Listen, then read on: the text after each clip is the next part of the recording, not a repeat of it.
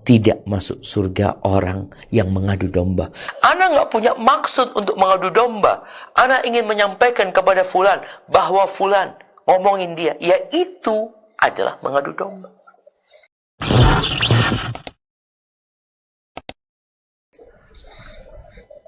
Alhamdulillahi wa kafa. Wassalatu wassalam ala nabiyil mustafa wa ala alihi wa ashabihi wa man iqtafa, amma ba'd. Ahibati fillah, subhanallah, tanpa terasa kita telah mengkaji 684 hadis Rasul sallallahu alaihi wasallam dalam bab pembahasan yang berbeda-beda. Ini menunjukkan bahwa banyak ilmu yang belum kita ketahui. Ada ribuan hadis Nabi alaihi salatu wassalam yang sebagian kita tidak tertarik untuk mengkajinya. Padahal di sana ada ketenangan jiwa. Di situ ada keindahan hati dan kelapangannya. Tapi terkadang hidayah Allah Azza wa Jalla yang membuat sebagian orang malas dan membuat sebagian orang bersemangat. Kita masuk ke pembahasan tentang menjaga rahasia. Kalau bicara rahasia itu adalah sesuatu yang kita semua tahu. Sesuatu yang dimaksudkan untuk disembunyikan, untuk tidak disebarkan kepada orang lain. Dan subhanallah, disebutkan dalam hadis bahwa Nabi alaihi salatu wassalam mengatakan al-majalis bil amanah. Majlis itu dengan amanah. Artinya tatkala kita kumpul di satu tempat, kemudian kita berbicara obrolan yang tidak ingin diketahui oleh orang lain, sehingga kita mencari tempat yang tidak banyak orang yang mendengar, maka itu amanah. Dan yang namanya amanah harus dijaga. Tanda-tanda orang munafik itu mereka tidak menjaga amanah. Idza tumina khan. Kalau dikasih amanat, dia berkhianat. Dia sebarkan, dia sampaikan ke sana kemari. Yang mungkin jamaah, omongan itu memang omongan yang tidak baik. Contohnya, terkadang ada dua orang yang ngomongin orang lain. Ana duduk sama fulan. Tahu-tahu fulan ini curhat, menceritakan keburukannya fulan. Dia ceritakan. Lalu ana berangkat kepada fulan yang dibicarakan sama dia. Ana sampaikan, fulan ngomongin engkau seperti ini, seperti itu. Ana nggak jaga amanah. Mungkin sebagian akan mengatakan, tapi fulan kan ghibah, Ustaz. Betul. Engkau nggak suka dengan ghibah. Ya enggak lah, dosa. Seharusnya engkau berhentikan dia tatkala ghibah. Engkau diamkan dia tatkala dia ghibah. Bukan kemudian engkau memindah omongan yang rahasia, yang tentunya dia tatkala menyampaikan ghibahnya, dia tidak ingin omongan itu sampai kepada orang yang diribahin. Berarti itu amanah. Tapi kan ini kemungkaran, Ustaz. Iya. Itu kemungkaran yang seharusnya engkau ingkari. Bukan engkau berbuat mungkar juga.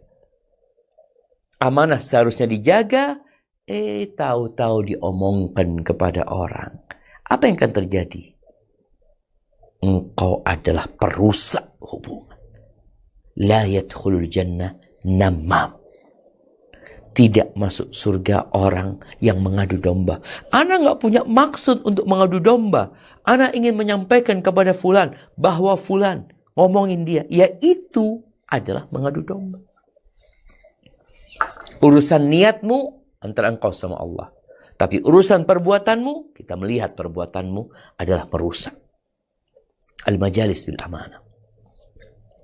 Kemudian subhanallah, disebutkan dalam hadis yang diriwayatkan oleh Al-Imam Abu Dawud dari Jabir bin Abdullah radhiyallahu taala anhuma, dari Nabi alaihi salatu wassalam, beliau mengatakan, "Idza haddatsa ar-rajul bil hadits thumma iltafata fahiya amanah."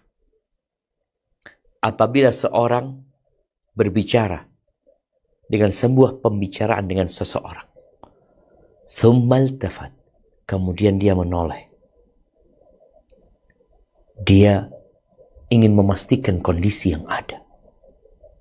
Kata Nabi SAW, fahiya amanah, berarti majelis itu, pembicaraan yang ada di situ adalah amanah. Engkau harus jaga.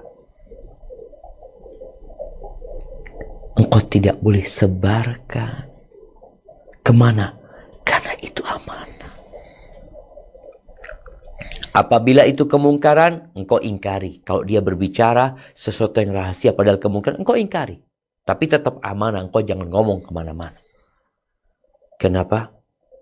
Karena itu sifat seorang mukmin. Kita masih berada di bab adab. Bagaimana seharusnya seorang itu beretika, berakhlak. Bagaimana dia seharusnya berperilaku. Karena ini berbincang tentang menjadikan kehidupan yang sedang kita jalani indah, penuh dengan warna-warna yang indah. Ya, bukan berarti tidak akan ada kekacauan di dalamnya, tapi bagaimana kita menjaga agar kekacauan tidak terjadi, agar kemungkaran tidak semakin melebar. Baik, silahkan dibaca.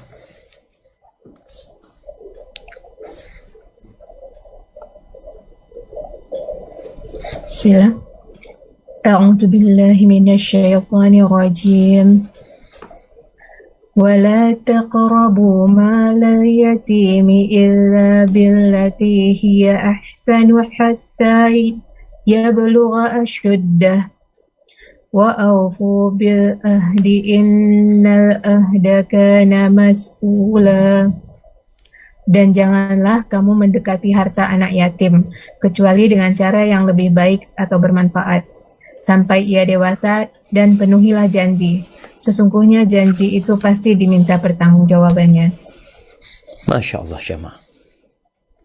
Ya, apa kaitannya memenuhi janji dengan menjaga rahasia? Karena orang itu tatkala berbicara kepadamu, dan dia noleh tadi, atau dia memang ngomong bersamamu di tempat yang rahasia, yang tidak ada orang lain yang tahu, maka sejatinya dia meminta kepadamu untuk tidak menyebarkan apa yang dia omongkan. Bakal ditanya engkau, kenapa engkau sampaikan kepada orang lain? Kenapa? Loh, Anda nggak pernah janji sama dia? Ya, tatkala dia menyampaikan kepadamu empat mata, dia ngomong, Anda mau ngomong empat mata, Anda nggak ingin ada orang lain tahu, dan engkau menyanggupi, maka sejatinya engkau sudah terikat dengan janji. Engkau perlu jaga. Dan Allah Subhanahu wa ta'ala memerintahkan, innallaha ya'murukum an tu'addul amanati ila ahliha. Allah memerintahkan kepada kalian agar kalian menyampaikan amanah kepada pemiliknya. Dan tadi kita sampaikan bahwasanya majelis itu dengan amanah kita harus jaga. Ketika kita dipilih di tempat itu dan kita tahu pembicaraan ini tidak ingin disebarkan, kadang-kala dia mengatakan, syuf, ini hanya untuk kita. Afwan, ini off the record. Afwan, tolong jangan sampai keluar. Apalagi dia sampaikan seperti itu, semakin dia menekankan bahwa itu amanah dan kalian berjanji untuk menjaganya, maka jangan disebarkan ke tempat lain. Dan di sini disebutkan berbagai macam hadis yang berkaitan dengan amanah ini. Nah, silahkan dibaca hadis 685.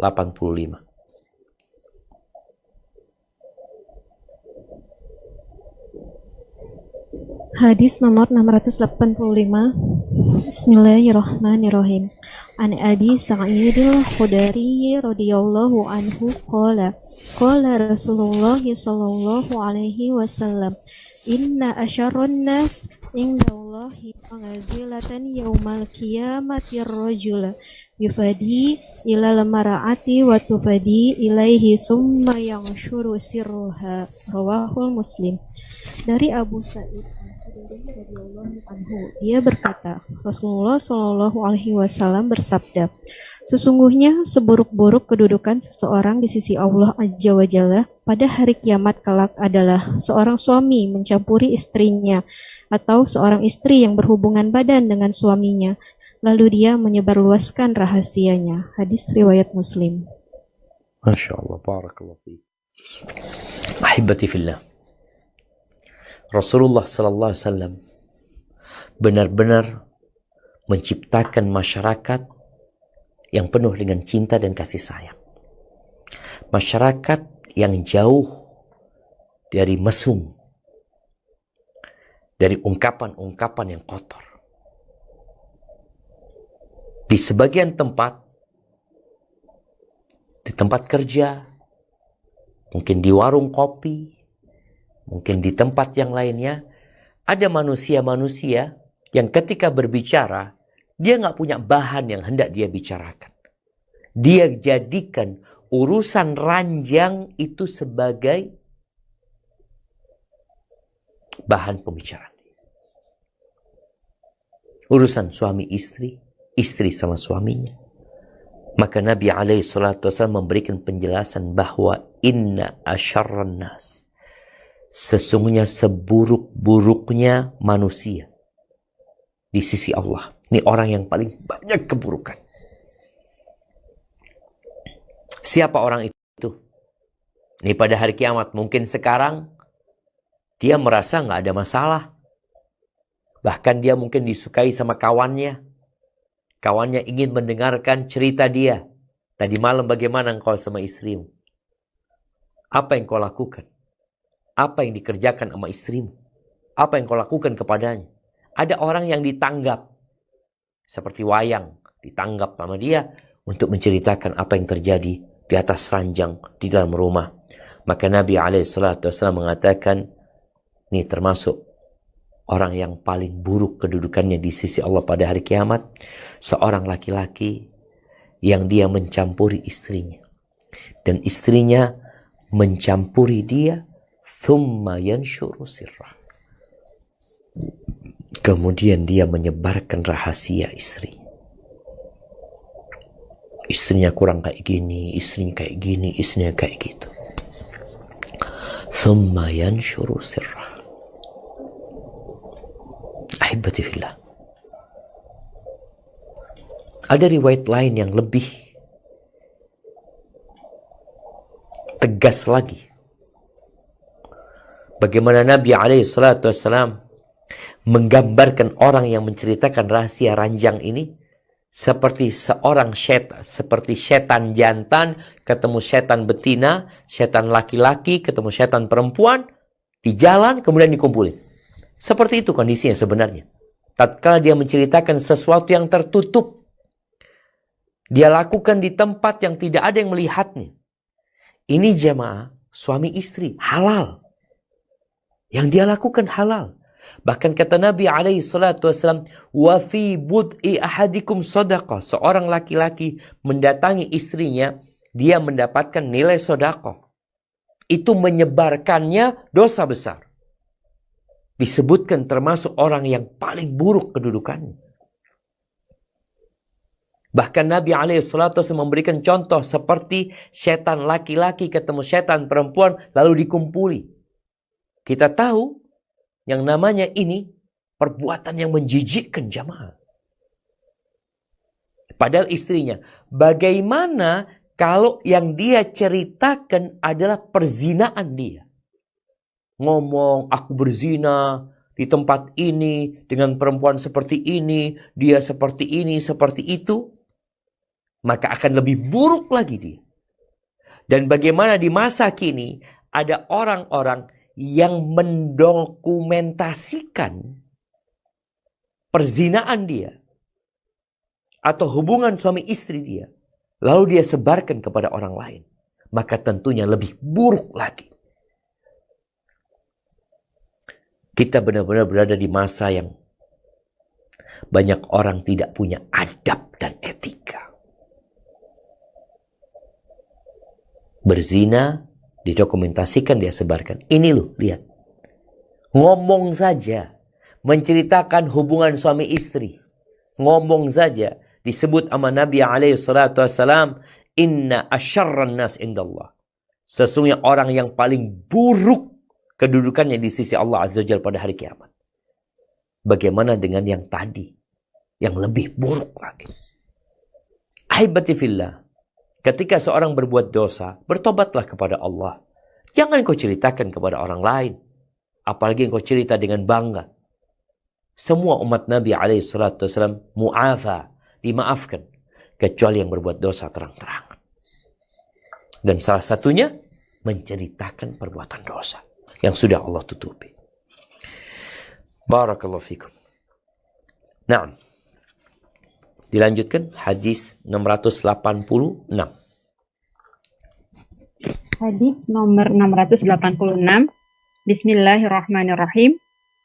Wa an Abdullah bin Umar radhiyallahu anhuma anna Umar radhiyallahu anhu hina ta'ayyamat bintuhu Hafsah qala laqitu Uthman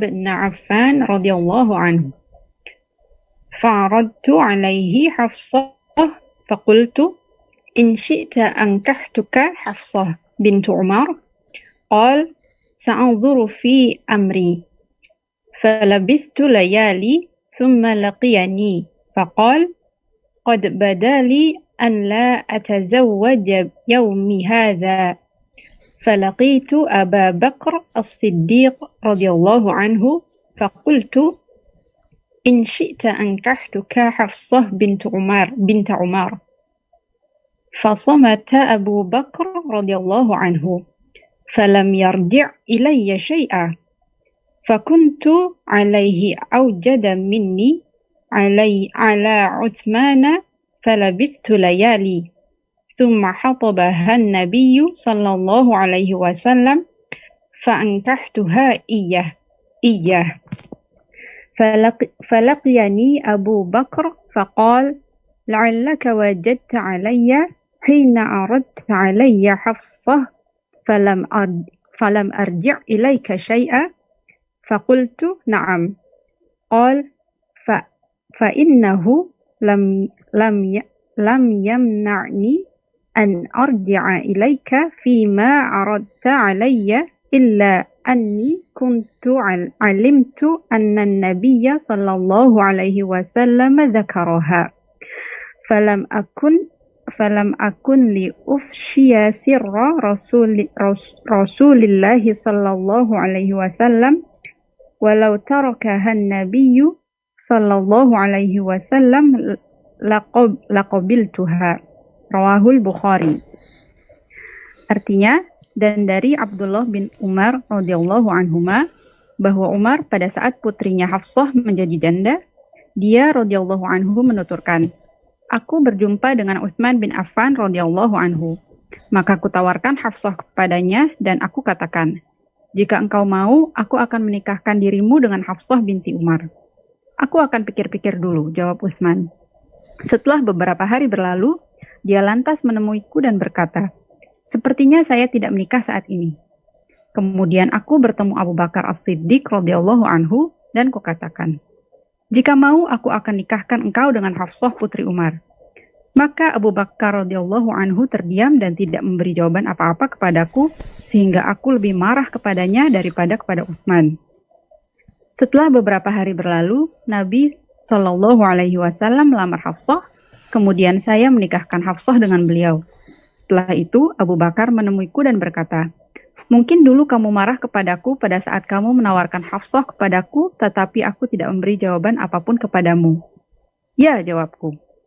Abu Bakar radhiyallahu anhu berkata, Sesungguhnya tidak ada yang menghalangiku untuk menerima tawaran itu. Hanya saja aku telah mengetahui bahwa Nabi Shallallahu Alaihi Wasallam pernah menyebutnya, tetapi aku tidak ingin menyebarkan rahasia Rasulullah Shallallahu Alaihi Wasallam.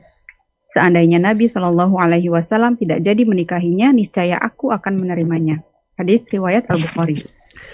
Masya Allah, barakallah fiik. Ahibati fillah.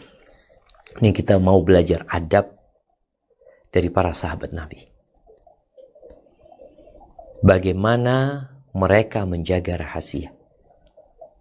Yang terkadang kita, kalau dikasih rahasia, hati kita nggak mampu menyimpannya, akhirnya kita sebarin.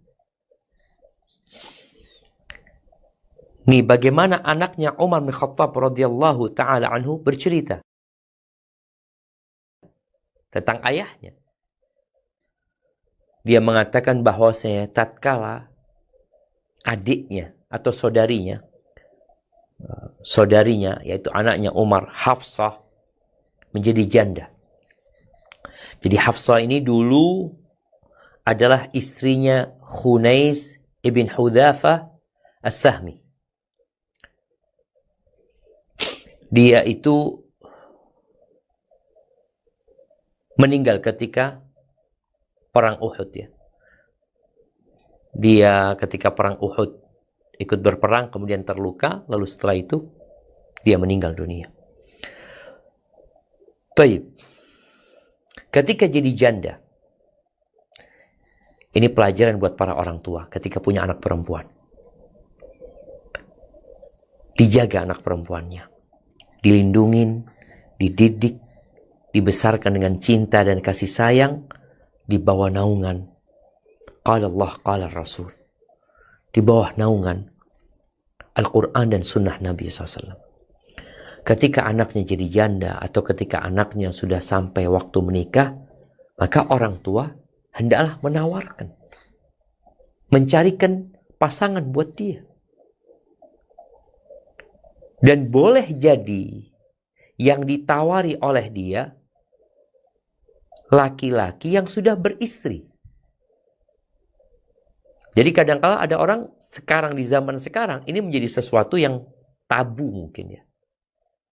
Ketika seorang ayah menawarkan putrinya kepada seorang laki-laki, kawannya sendiri yang sudah punya istri, maka apa kata masyarakat awam? Mereka akan mengatakan ini merusak rumah tangga orang lain. Tidak. Karena memang laki-laki ini diperbolehkan menikah 4. Dia baru punya 1 istri. Dia baru punya 2 istri. Dia mungkin punya 3 istri. Masih diperbolehkan dia menikah lagi. Sampai 4.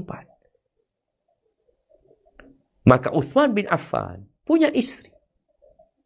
Ditawarin sama Umar bin Khattab radhiyallahu ta'ala anhu. Apa kata Utsman? Utsman tidak menolak secara langsung. Tapi dia mengatakan, aku akan mikir-mikir dulu. Baru setelah itu, Utsman mengatakan, kayaknya aku gak mau kawin hari ini. Gitu. Gak ada niatan untuk nikah. Tadi boleh jadi nikah lagi maksudnya. Kemudian setelah Utsman gak mau menikah, maka Umar cari lagi. Siapa sahabatnya? Abu Bakar Siddiq. Bayangkan, Abu Bakar dengan Umar, umurnya itu kira-kira beda ya 12-13 tahun. Ini mau dinikahkan dengan putrinya. Jadi berapa kira-kira umur Hafsah pada waktu itu? Ya masih muda. Kemudian ngomong sama Abu Bakar. In syi'ta. Masya Allah. Ini bahasanya jemaah. Apa diterjemahkan ini? Jika kamu mau. Jika mau. Aku akan nikahkan kau dengan Hafsah putrinya Umar. In syi'ta ankahtuka Hafsah binta Umar. Abu Bakar diam. Nggak ngomong iya, nggak ngomong tidak. Maka Abu Bakar agak marah. Tapi nggak semarah, dia lebih marah kepada Abu Bakar daripada kepada Umar. Yani Umar marah kepada Abu Bakar lebih daripada emosi dia kepada Uthman. Ya, kadang-kadang kan orang, ya Allah, kepinginnya diterima tawaran itu, tapi ternyata ditolak. Sedangkan Abu Bakar nggak merespon apa-apa, malah diem aja. Setelah itu ternyata Hafsah dinikahi oleh Nabi SAW. Taib. Sekarang bagaimana Abu Bakar memperbaiki hubungan dia dengan Umar? Yang sempat ada ketidaknyamanan di situ. Maka Abu Bakar datang menjumpai Umar. Abu Bakar tahu bahwasanya Umar ketika itu marah. Maka setelah dia menyampaikan, kayaknya engkau marah sama aku ya. Kata Umar, iya gitu. Engkau nggak ngomong apa-apa gitu loh. Membuat orang kan jadi bingung. Maka di situ Abu Bakar menyampaikan alasannya. Apa alasannya? Dia mengatakan, masalahnya aku mengetahui Nabi alaihissalatu wassalam menyebut nama Hafsah. Artinya beliau ingin menikahi Hafsah. Falam akun li ufsya sirra Rasulillah SAW. Maka nggak mungkin aku sampaikan rahasia Nabi SAW kepadamu. Aku nggak mungkin ngomong, Nabi kayaknya mau melamar putrimu. Nggak, dijaga, ini rahasia. Dan udah tahu nih ya, kenapa Abu Bakar diem aja ketika Umar menawarkannya. Demi menghilangkan ketidaknyamanan di hati Umar, Abu Bakar menekankan, walau tarakahan Nabi SAW laqabiltuha. Seandainya Nabi SAW tidak jadi menikahinya, niscaya aku akan menerima tawaranmu. Aku akan menikahi Hafsah. Jadi dengan cara ini, Masya Allah, hubungan mereka kembali membaik. Jadi ada hal-hal yang kita perlu membuat klarifikasi. Ada hal-hal yang perlu ditinggalin. Tapi intinya yang menjadi inti pembahasan berkaitan dengan bab kita menjaga rahasia, Abu Bakar menjaga rahasia Nabi SAW. Kenapa? Karena majelis itu amanah. Abu Bakar mendengar radhiyallahu ta'ala anhu Nabi alaihissalatu wassalam menyebut nama Hafsah. Walaupun Nabi alaihissalatu wassalam mengatakan rahasia ya, jangan sampaikan ke Umar, enggak. Tapi karena tahu di majelis itu hanya Nabi dan Abu Bakar yang ada, maka Abu Bakar tidak mau menyebarkan hal itu. Jadi ada banyak pelajaran di hadis ini jamaah. Orang tua silahkan tawarkan putrinya kepada orang yang soleh, bukan kepada orang yang berduit. Kepada orang yang akan menjaga putrinya, bukan kepada orang yang akan memanfaatkan putrinya. Kepada orang yang bertakwa, yang kalau dia cinta kepada putrinya, dia akan memuliakan putrinya. Tapi kalau dia tidak cinta sama putrinya, dia tidak akan menzalimi. Barakallahu fiik.